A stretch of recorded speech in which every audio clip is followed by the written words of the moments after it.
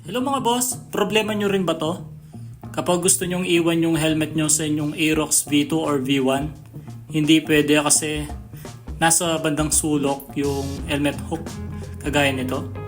Hindi ko siya malagay. Hindi abot ng ating helmet yung helmet hook dito sa dulo. Tapos agad pa yung napuputol mga boss, yun po yung isang problema. So ngayon meron tayong i-unpack na helmet hook na stainless, pati yung kanyang screw. Ito na siya mga boss. Mura lang to, nasa 180 pesos lang sa Shopee. Iwan ko na lang yung Shopee link sa description at comment section kung gusto niyo rin na umorder. Ito mga boss, panigurado solve yung ating problema sa pagsabit ng strap ng ating helmet sa helmet hook ng ating Aerox V2.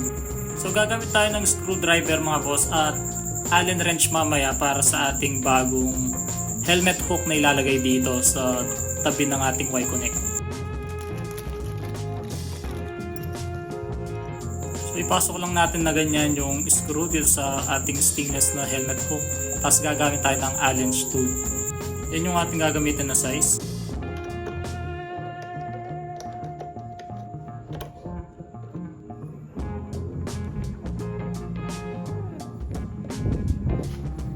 So yun mga boss, okay na, wala na siyang alog.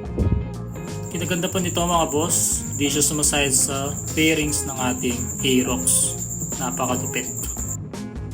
Tapos tago pa siya, kapag isasara mo na yung puwan, di mo na siya magkikita or di siya nakalitaw. Ayan. So try natin yung helmet natin. So ayan mga boss, no, nalagay na natin yung ating helmet, nakahook na siya dito. So hindi na siya basta-basta mahulog or makukuha ng iba or mananakaw. Ayan. So sturdy naman. Tapos nakalak na rin yung upuan.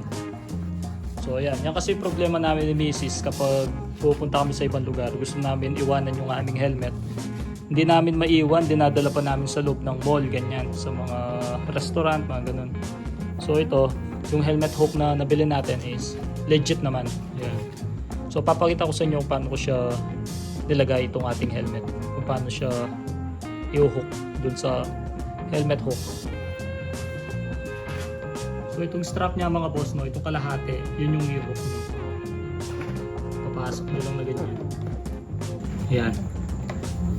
Tapos, din mo siya basta-basta maaalis eh. Tapos, itong upuan, iusog nyo lang, pati itong helmet, alalayan nyo lang. Kasi yung goma nitong Evo helmet or yung mga ibang helmet is baka matanggal. So, alalayan nyo na lang.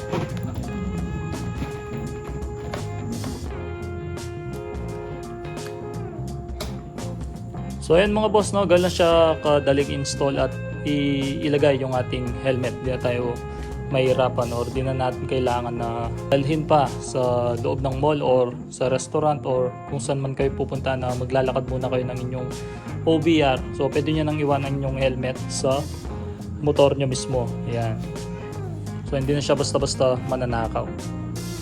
Yun, sana nagustuhan nyo itong video. Mag-subscribe, like, and share.